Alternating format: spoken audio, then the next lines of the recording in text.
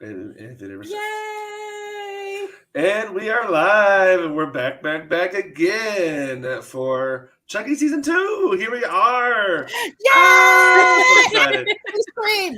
And this week we are covering, of course, Halloween 2, the first episode of Season 2 with our lovely guest, Alma from Nightmare on Fifth Street. Thank you for having me. I love it over here. It's like the best street ever. We're just straight over from Fifth. You know, we're like, there's an intersection there. Right? You got the better street. No, well, look, we're happy to have you back because you were here a lot last season and it was fun. Oh, thank you. I was like, I hope I get invited again. I hope I learn how to sometimes I think I love something too much. I don't know when to shut up.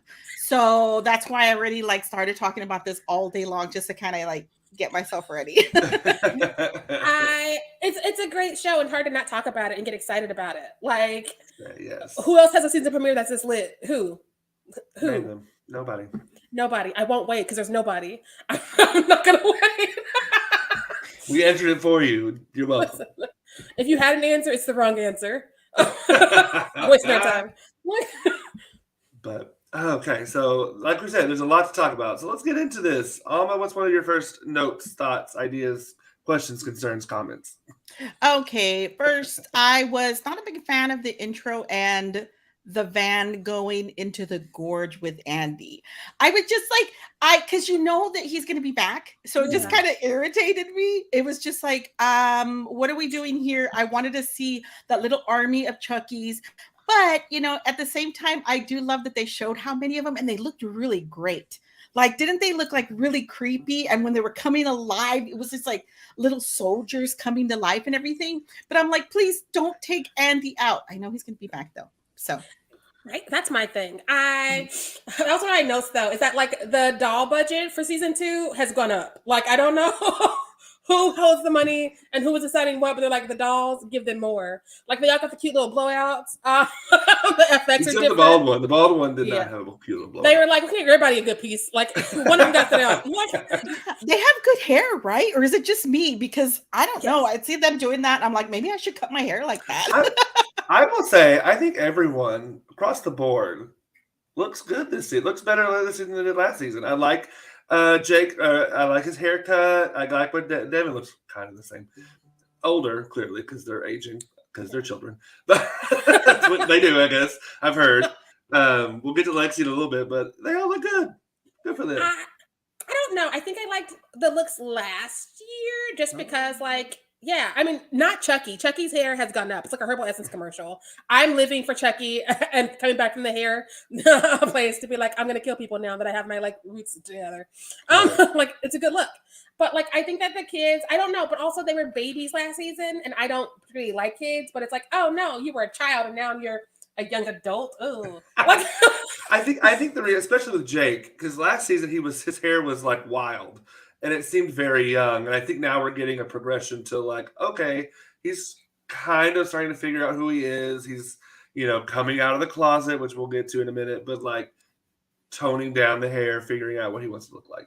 What kid gets their life together in high school? Because we have how many movies of Josh Hartnett with not hair together? To let us know that teens are struggling. Listen, he's going to, right. We'll see what he looks like by the end of the season. Let's say that. Right now, he looks put together. By the next couple of months that might change, but I like it.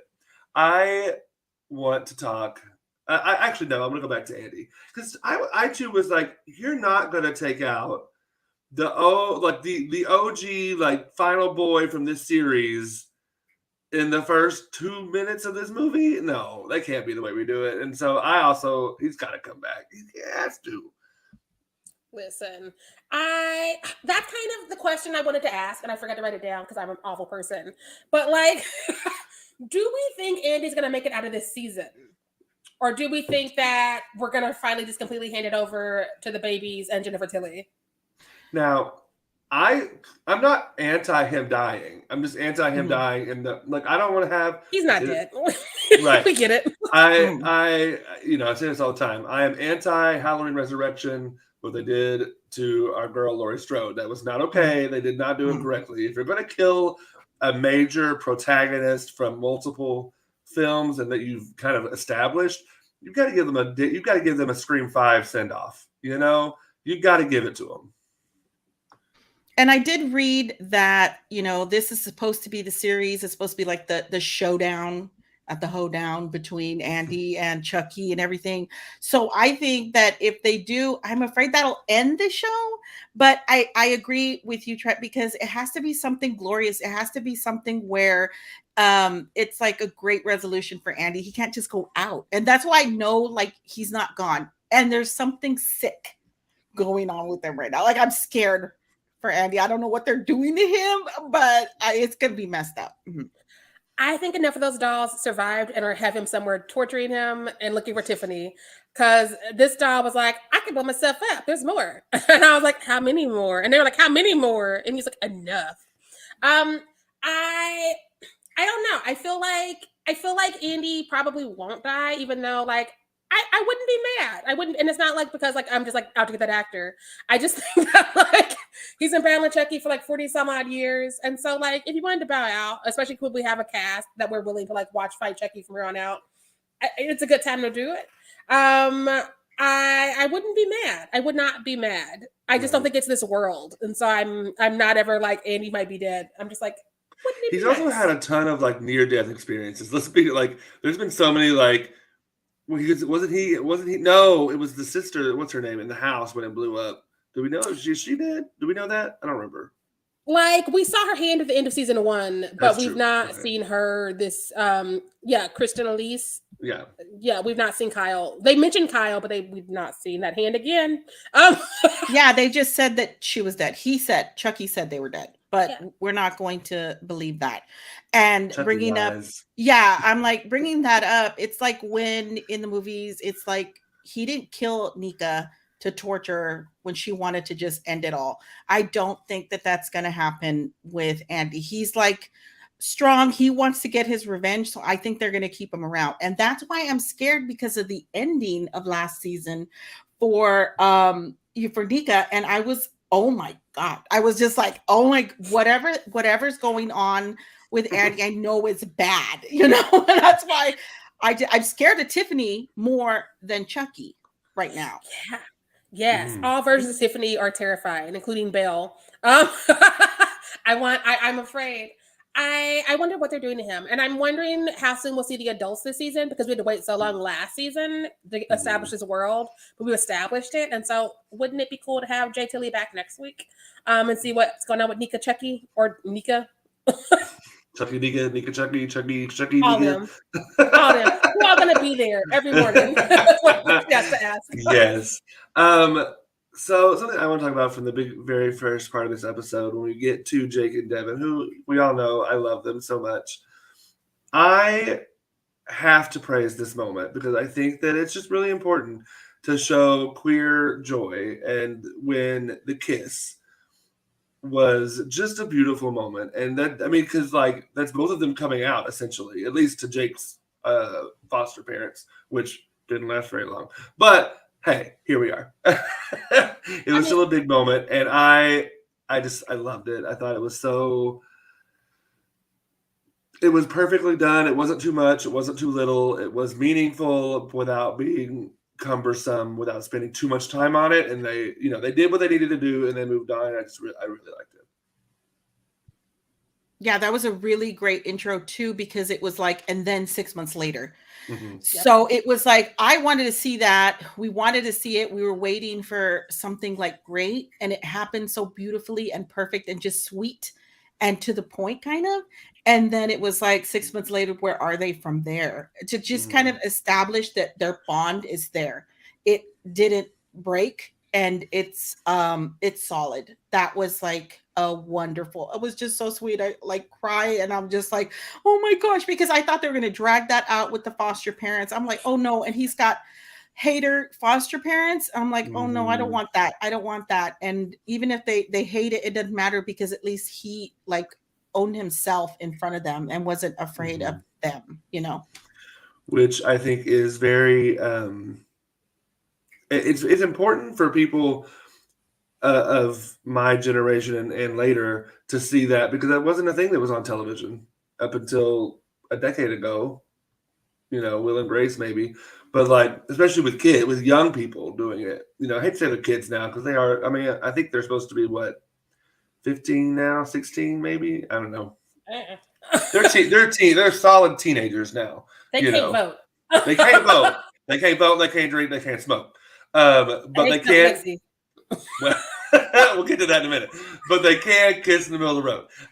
Listen, that's all we can afford in this economy. Go them. They are a cute couple. They continue to be a cute couple. I want them to like get property and pets and adopt me. It's fine. But I will say I was a little bit pissed at Jake because Jake did not think to call Junior to be like, I'm not coming. So Junior's making food and waiting for him on Halloween. And I'm just like, you non-communicative traumatized child, I will shake you if you hurt him. He was waiting and he was cooking. He was cooking. I was like, no. And right in the beginning, like they established, we're still going to be answering the phones to strangers. We're still going to be opening the doors to strangers. After what the hell? After all we've been through, Jake Wheeler. That's one of my notes because, like, why are you answering phones that are unknown numbers? You've been terrorized. You know better. I know you know better.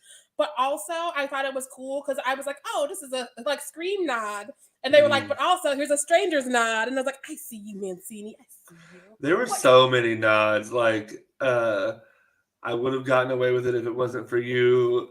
Scooby-Doo? Yeah, I was like, Scooby-Doo. There was, so many references, which is so fun to pull out when you watch the series. But yeah, I was also like, and also, how did he not know that voice was Chucky? Like, the minute they were like, hello, I was like, that's Chucky. What? Like, obviously, that's Chucky's voice. What are you doing, my dude? And then, I also was like, Jake, don't be an asshole when he was talking to Devin.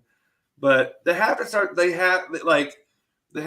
infuse some kind of conflict into the relationship. So I get it. At least it was, easily remedied at this point in time. I also thought it was cool because it sort of gives us an insight into where Jake is backsliding. Because last season he had his abusive father who he had conflicted feelings about, obviously. And then he went to the home with Junior and had a weird relationship with him where he's trying to support him and stick up for him even though he was an asshole. And this year he's like, my foster parents are homophobes, but they're feeding me. And Junior's like, dude, that's the gig as foster parent. Ask for more. Also, why are you not on the bus? And I was like, okay, so we see where some things are still needing to be worked out. And I just want all these babies to have therapy and a good hug. That's all I want. But Chucky won't let them. Well, and you also have Jake who feels attached to Junior's younger brother, who he's now kind of, for an episode. Half an episode. It took me forever to figure out who that little boy was. I'm like, who's this kid? Where did this kid come from? Why is he obnoxious? And then Chucky's like, that's getting old, kid. And I was like, thank you, Chucky. I love that they gave him that little brother just to take care of just for a moment, just for a glimpse. And then snatch that shit away. And I mean, we'll see where Jake and Devin go as they venture into a religious boarding home. So that we could have some religious queer trauma happening, and I trust Mancini to not do me wrong. But when I see nuns and I see church things, I'm like, oh shit. Yeah, I'm scared. So I avoid things so I don't get spoiled, and so I did not know that Mr. Devin Sawa would be playing a father or a priest or whatever you call whoever that position is. I don't know. Father. I'll call him whatever he wants to be called. But I was like, Mr. Mancini, stop putting my diary on your screens. First we get 2 Devin Sawas. Now we have father Devin Sawa. And I'm just like, stop. Right? He's just going down all the Pornhub categories, like right. It'll be beach Devin Sawa next, and I'm like, oh damn it. Teacher Sawa. What?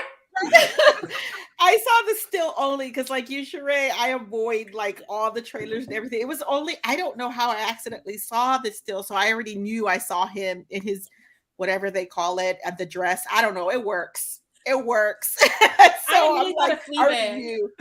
I would go confess to him multiple times a day. No, you couldn't help it because you'd be sitting right now with all those impure thoughts just all running through your head. I'm sitting right now, Father. What shall I do? Right? I would just be in class being like, impure thoughts, father, impure thoughts. What we gonna do? Maybe you need to spank me. I would be removed.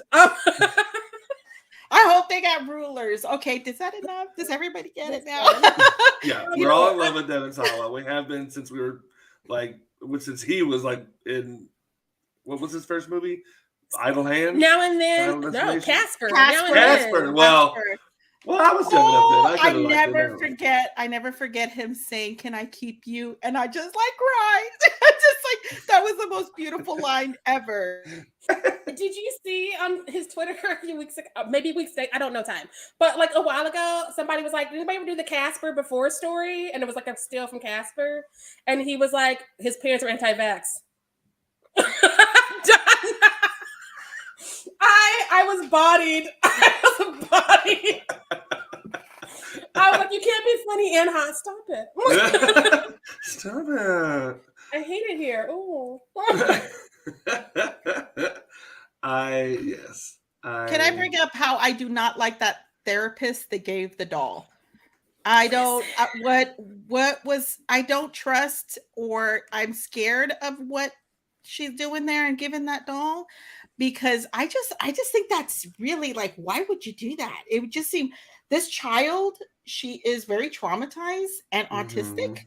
Mm-hmm. And why are we making this situation worse? And that just was like, yeah, especially like it just doesn't feel like credible therapy, because like I could see if where her trauma came from was something that like she was gonna come across on a daily, but like if she was traumatized by trees, okay, we might need to like speed this along a little bit. But like dolls, just let the girl avoid dolls. It's okay. That would be okay. And I really enjoyed that Lexi was like, okay, she's lying and she's telling everybody, that this was Junior. But then she went directly to her sister to tell her, no, don't trust them. Dolls are bad or whatever. And they've gotten rid of all the dolls. So I like that at least, they acknowledge that, so that way that her kid sister isn't like thinking that she's making this up or something. Mm-hmm. That's all that's doing, is telling her, gaslighting her, telling her that this isn't true, and she's got it coming from the mom. But at least she's got Lexi to tell her that this is real. But now we move Lexi out of this situation, and who's going to help her? She's going to be all alone with that creepy doll, Mm-hmm. And blaming everything on Junior. I hated Junior, don't get me wrong, but blaming everything on this prepubescent boy, he just murdered everything. Like, what? To be fair, he murdered 2 out of 3 so far, Devin Sawas, so he deserves a little bit of. He deserves a little. He did kill his daddy, but he did do that. Did do that. There's no way he was all killing everybody in the movie theater. That had been like multiple people. Why am I doing this? I'm just like stabbing, because you know how he was like stabbing. Because it was like stab over here, stab over there, stab in the butt. One of my favorite gags was that she was like, Chucky had secrets, and it cuts to him stabbing people in the asses in the theater last year, and I was like, yes, yeah. That is still probably my favorite death from last season, is the dad getting stabbed in the ass. I mean, what a way to go. More ass stabbing on basic cable. That's all I ask. What a way to go. Listen, you don't see it coming. Look. You get to the pearly gates and they say, how'd you die? Well, you see, I was sitting watching a movie and a doll stabbed me in the asshole. And here I am. I have not gotten to that episode of ER yet. We'll see what happens. Dr. Carter could bandage me. Dr. Devin Sawa could also be there. I see what we're doing. Let's keep it going. But all right, let's talk about our girl for a little bit, because we all got thoughts. She's the real villain. Still, go. I love Lexi. I'm in the middle. This is great, because I rewatching the first season too. I rewatched it because I want to remember how much I hated her, and I was like, yeah, drop her off those stairs. Yeah, just let her go. I hate you. I hate her. I don't want her to be redeemable. I don't want her, but that's why I think it's good to keep her, because you got to hate her a little, because you're going to remember. I just get flashes of her dressed up like Jake's dad, and it's just like that. Oh, you should have told me. You should have told me. I should have told you. No, miss. So I kind of like. I'm glad that she's doing good, but at the same time, she's kind of like the wild card. She's kind of the wild card. She's doing stuff. decent things at times, but her health is probably not too good. So, like, I watched Chucky blow up a whole ass kid, and she's still the villain. In this essay, I will elaborate. I love to hate it. Like she's such a fun character. I love having complicated women because we just don't get that enough in the world. And Chucky gives it to us on multiple levels. We've got Lexi, we've got Tiffany, we've got NECA, we've got NECA Chucky, we got Chuck and Necky. Necky. That's be a new character this year. Get ready. As a complicated woman, I love complicated women, but she's a stone cold villain, and I love that for her because it's fun to play, especially at that age. Because like usually it's like, let's all be sisters, let's all high five and go to the mall and talk about boys. And she's like, I'm starting Kickstarter. I'm imitating your dead dad, and also like I do a lot of drugs. I won't answer my phone. Y'all in trouble as always because of me. You're welcome. Now I will say she tried to get it on that one time, and I don't blame her. Which one time? Probably both times. Let's be real, and I don't blame her. This time, and I believe the actor that she was making out with in this episode is, oh wow, when the names merge, so you're trying to mix the real name up with the fake name. But Zachary Arthur, who plays Jake's brother, I believe, is who she was making out with, according to Twitter. I have not fact checked that because I was looking for tweets. I was like, oh, that's a fun fact. And he does sort of look like him, even though he's like vampire makeup. Yeah, I'm trying to like take the makeup off and see what he looks like in that room. Oh, I love that scene though, because someone brought up how cool it looked in her room. And I'm like, she got a badass room. And is she even wearing a costume or is that just her regular garb? Because I like it's her regular outfit. You never know with her. Like she's an aspiring soap opera villain. And I love that for her, but she raises my blood pressure and I want to fight her at all times. So kudos to that actor. She's gone full Girl Interrupted this season, and I'm here for it. I am excited to see where they take her. I love the dynamic of the trio, and I like that the complicated kind of one that you love to hate is the girl, and not just the girl, but like the one that's kind of the bully. You know what I mean? Like we get that sometimes, but typically if she's the bully, she's bullying other girls. And I like that this time she's bullying a boy. You know what? That is really different. And usually typical with you see a lot of the lead actress being like the blonde, innocent, pure, and all that. And this time she's not any of that. and then you had to kind of root for her, even if you hate her, even from season 1 when she was doing her worst, because you kind of need her to protect her sister. Like at all costs, it's like at the end of the day, she has like this kid sister that I keep thinking about. And it's like, no matter what she's doing, she needs to stay alive long enough that she can protect her sister, Yeah, I don't know. I want to fight her. So I can't wait to see her do something not this. So it's a character that I'm not like, because like, again, like had she answered her phone at either time in this episode, things would have gone differently. But she's like, no, I'm the main character in my world. Ha ha ha. And then it's like, oh, somebody tried to kill my sister. I should have been alerted to that. And like, they tried, bitch. They tried multiple phones. And like in the bathroom, if you want to do drugs in the bathroom, I can't tell you not to. I'm not your mom. But also, like, you have to look at your phone because you have a killer dog coming back for you. You can't be like, I'm just doing drugs. My phone's vibrating. Oh, well. You have 2 friends. They're in the house. Clearly, something's going on. If it's vibrating, you should read it.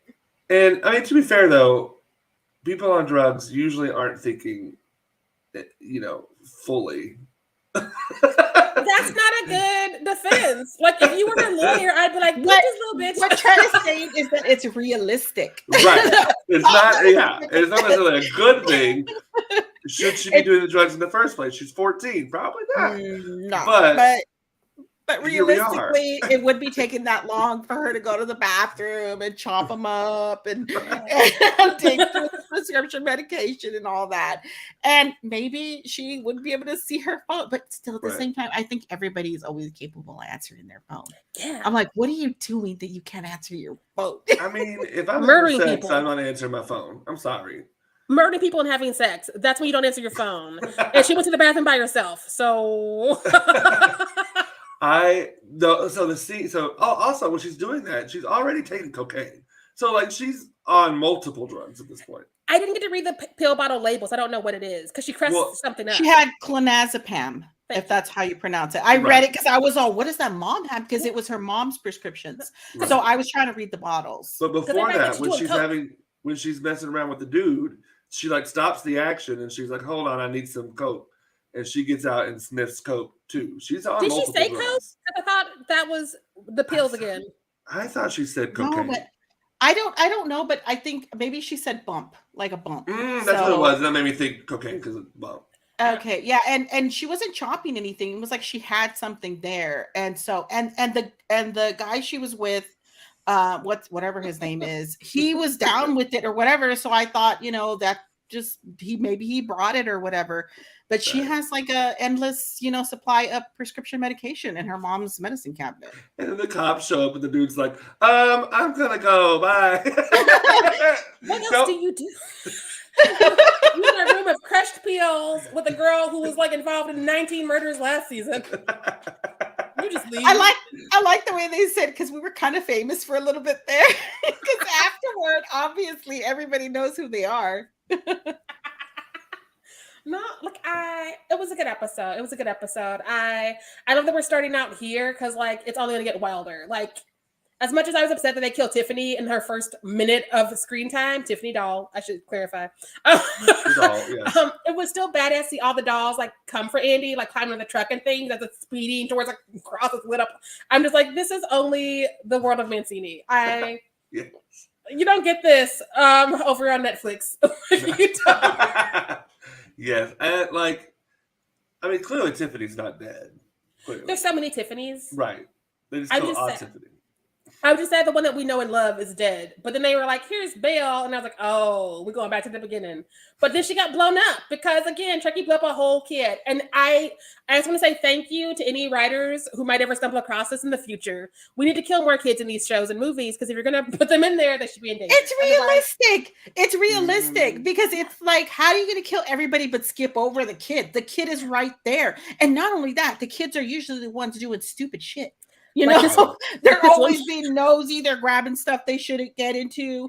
They're somewhere they're not listening. They're messing around. Nobody's paying attention to them. So it's just, and it comes with the territory of horror. It makes sense that they would do this. Was he running off to try to save the day?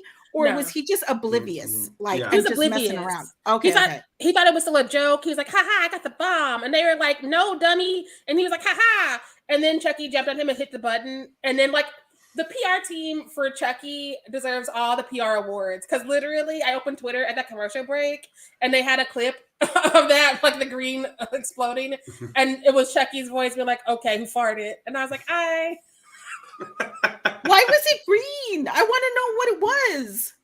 Chucky's living his dastardly villain life. And it was also like a Batman nod because like Robin and Batman were always fighting green things exploding because of the Joker.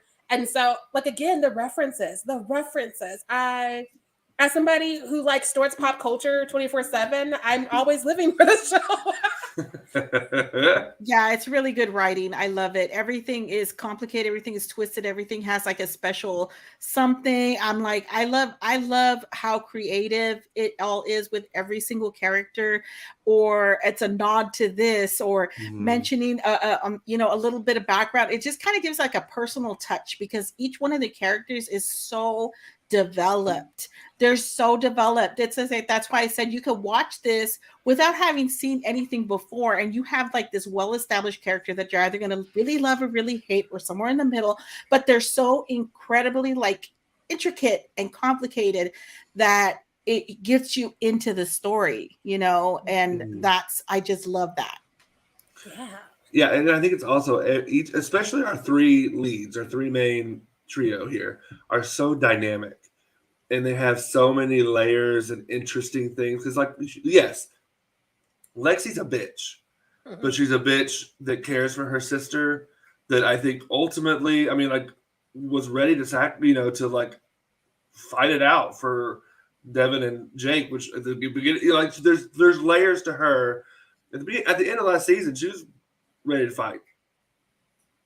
And even though she has to back up the stupid Junior killed everybody story, she still had her say in there saying you never liked him.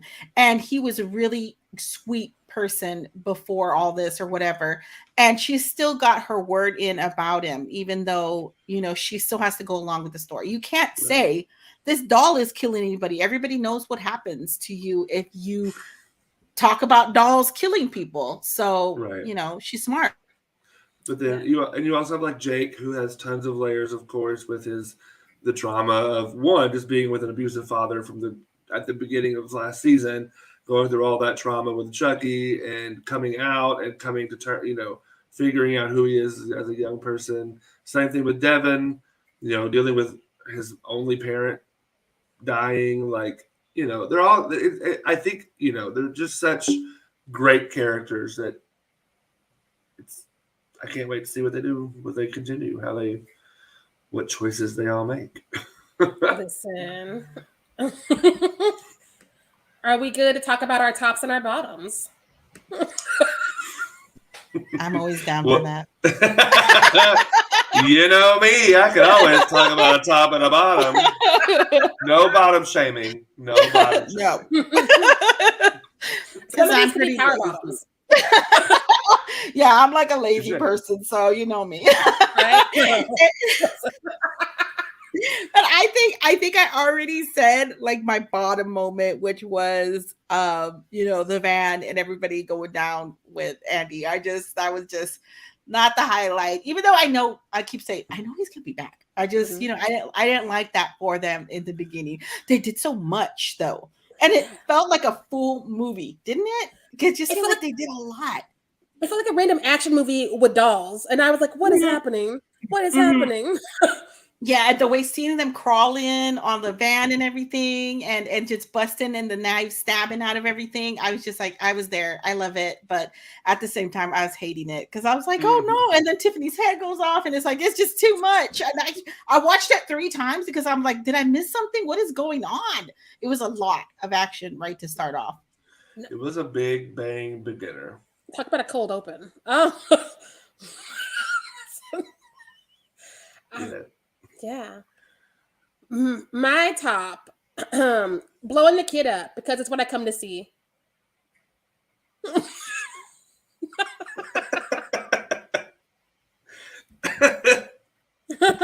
Sharai, I need. Hi, Dahlia. Hey, Dahlia. We love you. But Sharai, I think that you may need to talk to someone about your coming to watch children get blown up. Well, the thing, if she needs to talk to someone, I got kids, and I still was like, I'm here for it. We're always talking about get them kids. I'm an equal opportunity, slasher killer and everything. If you were in the movie or the show, you should be in danger. I'm tired of these shows where like they're kids. I'm like, you have 40 kids running around for who's? For who's? Yeah. No off limits. If you're on the show, you're up for grabs. If you don't want to see kids get hurt, don't put them in your shows. Right. Don't put them in your movies. So my top moment is, I said earlier, it's the kiss. I loved it. Warmed my cold gay heart. But here I am. Actually, I'm a cheese ball. You all know this. I am. I'm with you. I'm 100%. I feel it's weird because I don't think like I'm a rom-com person. But I'm still for like the cheese. I'm always like, I'm there for it. I'm always rooting for like the kiss. I'm always telling everybody, oh my God, I hope they bone before the end of the movie. I hope they get together, whatever it is. And for these, for Jake and Devin, it was just like my little heart. It was just like started pounding so heavy. For that, I loved it because we've had enough enough of all the moments of everybody standing in the street under the light, under the stars, and everything. And these two, they had their moment, and it was a moment, and it was breathtaking. So I'm gonna be totally in it. I don't care if I'm cheesy or stupidly romantic. We'll be cheesy together, Alma. We'll be cheesy together. Yes. Go ahead. Go ahead. No, you go ahead. I've always said if I have to see anything romance, at least make it queer, because like I am not a romance girl. I don't get it. It bores me. But if I have to endure it, at least make it queer. At least make it queer. Because I'm tired of like the blonde number 2 and the brunette man number 3 who are gonna be together, even though they don't have any chemistry and nobody cares. Right. But he's a lumberjack and she's a lawyer, so she's getting it. Right. And I will say, in main franchise, big name horror, I will say this again. I'm pretty sure I said it last season. This is the first time we have seen a same-sex couple be that kind of the romantic part of the series. It's all, like Sharai was saying, it's always the blonde girl and the jock, or the blonde girl and the nerd that people like make fun of. And they're always a couple that you don't even want to see together. And one of them is just like garbage.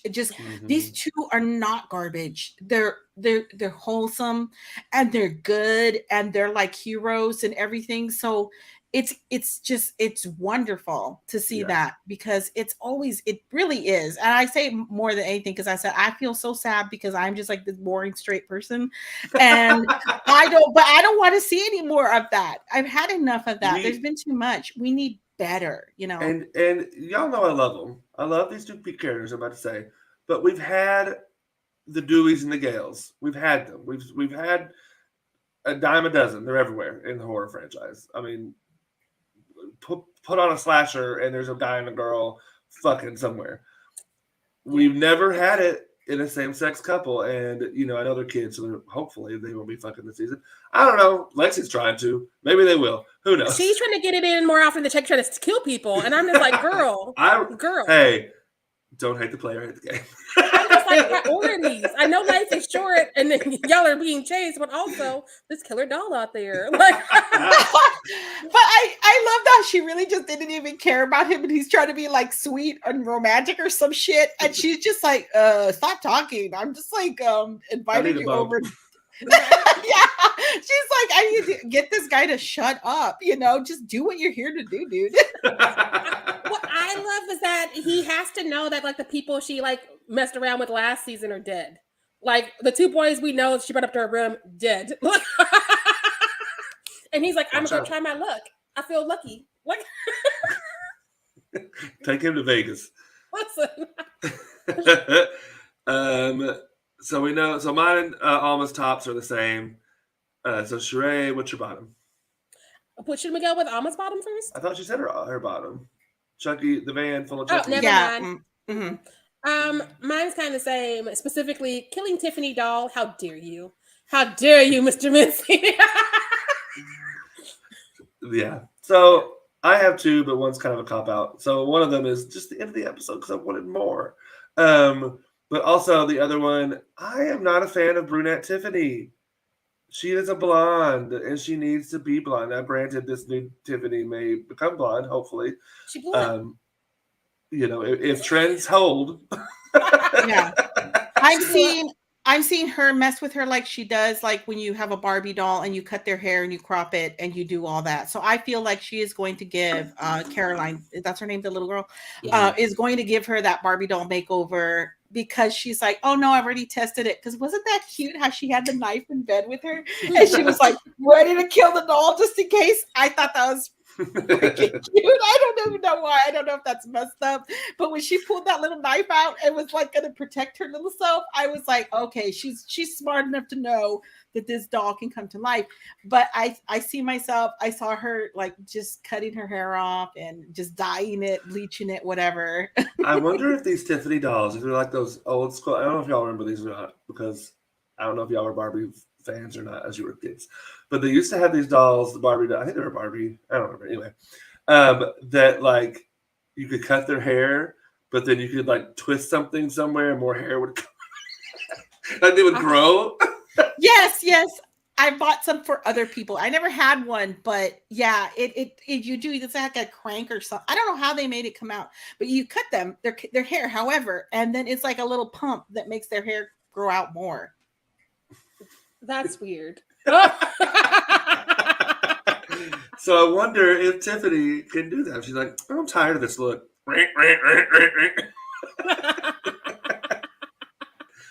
But yeah, I'm blonde Tiffany all day, every day. I guess we are down to the tweet of the week. I was torn between two. I just reread them, and one of them made me happier. So I'm going to choose that one. I'm going to make a decision and a stand. Ooh, I'm wondering which one you chose because I have a preference too. We'll see. Yeah. This tweet of the week belongs to Ant at Tweets Open Doors, who tweeted, Chucky really be shipping himself faster than Amazon Prime, don't he? Yes. The other one was also good, but that's the winner. I feel that's we always The see other him one- in a box, just getting shipped all over the place. The other one was good too. But yeah. I agree. All right. Well, any final thoughts on this Halloween 2? Let's talk about what we're excited for in the next few episodes. Because I want to see Glenn and Glenda. I'm ready. I'm excited.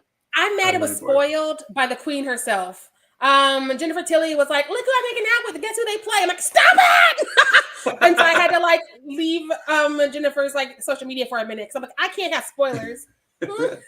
I'm just excited for them. I'm ready for them to be here. More queers. Yeah, I got that queers, tiny spoiler about Glenn and Glenda. At least we know that they're like a character, so that is great. And what I'm looking forward to is Tiffany. I am here for Tiffany. In the past few days, I keep rewatching everything from Bride of Chucky to Cult of Chucky because and you know what, Chucky is better. Is it possible? Like the lines, the little quips, the humor, everything. I don't know. I fucking love it. And Tiffany is just, I don't know. I just want to see, because oh my gosh, like she took it like way far at the end of the season, and I was just like aghast. And so I'm like, I'm waiting for her to show up. Whenever she shows up, it's going to be bad. It's going to be good bad. Especially because we know Chucky's hunting her as well. So, like, he is not happy with her. The alliances that could be and the alliances that should be will be a thing to see. It's like an episode of Survivor right here, y'all. Except real life stakes. Right?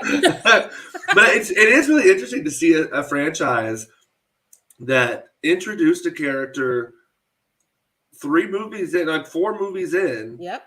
And now Tiffany is just as popular, if not more popular, than Chucky himself. I prefer Tiffany. I think all 3 of us prefer Tiffany. It's fine. I mean, I still love Chucky. Don't get me wrong. Oh yeah, because he's I'm like a Tiffany boy. No, like that's what I wrote when I like read about her a few weeks ago because it was her birthday. I was just like, she came in the middle of a franchise, and now like the lead is like it's me and Tiffany. It's not the Chucky show anymore. Right. For Chucky, we were like, Tiffany's gonna be there, like, and he's like, fuck y'all. And also, let's talk about this for a second. The fact that for an episode of a series called Chucky, there really wasn't a ton of Chucky in this episode. Like, you got the first bit and you heard his voice a lot, but you didn't see him except the top of the episode and the bottom of the episode. And granted, when you saw him, he was doing some shit. But like he kind of eased his way into it last season too. I mean, because you had him in like Junior hanging out a little bit, but it wasn't like Chucky's in every scene. There was a lot of the kids being like, "What the fuck is going on? What the hell is happening?" And then like other people showed up. So I think that we're gonna get more Chucky as we get more of the adults. Mm-hmm. Which is good. It gets us set back up to Dahlia, we love Tiffany. But yeah, it gets us set back up into the world, introduces us back to the characters. And, at least the quote unquote good characters, even though, you know what I mean. They're not the ones that are actively murdering people. We're rooting for the baddies. That's how you know it's a good time. It's okay. You could root for the goodies and the baddies at the same time. Because, right. You wouldn't have the goodies if you didn't have the baddies. Right. I'm rooting for Devin and Jake and Lexi, even though I know Sharai hates her. That's what she did. But all right. Well, all right. Did Sharai, you said what you're looking forward to, didn't you? Yeah, I said a few things. All right. Well, this has been so fun. Thank you, Alma, for joining us again. We'll have you back on for sure. Yes, whenever. Thank you so much for inviting me. I like to think I put like I'll join any episode. Whenever. He's gonna send the link. You're gonna be tonight. I just need 15 minutes to brush my hair out of my face and put pants on. That's it. Yes, well, we love having you on. Thank you for joining us again. And next week on Monday, we're back with a regular episode. And this week we're covering The Brood with Jennifer Trudrung. It's a gooey movie. It's a Cronenberg, y'all. Get into it. It's a choice. But we'll see y'all back here for more Chucky minisodes next Thursday at 6 p.m. Central Standard Time. Yep. Why was that a trick question? Because we are in the time on that day. And I was like, we will. Anyway, we'll be somewhere. We may be drunk. Who knows? We'll be here, there, everywhere. But yes. You want to say something? I was going to say, Chucky will kill more people, and it'll be great. It's a great time. We'll be here to talk about it. Always. Awesome. Again, thank you, Alma. Thank you, everyone, for watching / listening. And as always, make sure you stay fierce out there. Bye. Bye.